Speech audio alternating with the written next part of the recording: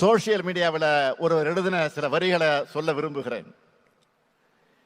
இளையராஜா மட்டும் இசையமைத்திருந்தால் திருக்குறளும் நற்றிணையும் புறநானூறும் குறுந்தொகையும் ஐங்குறுநூறும் பதிற்று பத்தும் பரிபாடலும் சிலப்பதிகாரமும் எங்களுக்கு மனப்பாடம் ஆகியிருக்கும் என்று எழுதியிருந்தார். இசைஞானி அவர்களே, நானும் இதையேதான் தமிழ் ஆர்வலரா உங்களிடம் கோரிக்கை வைக்கிறேன். சங்க தமிழுக்கு, தமிழ் இலக்கியங்களுக்கு நீங்கள் இசையமைச்சு சில ஆல்பங்கள் வெளியிடணும். எப்போதும் முதலமைச்சர் கோரிக்கை வைப்பாங்க. ஆனா முதலமைச்சராக வந்து தமிழ்நாட்டு மக்களின் சார்பில், தமிழர்களின் சார்பில் நான் உங்களுக்கு கோரிக்கை வைக்கிறேன்.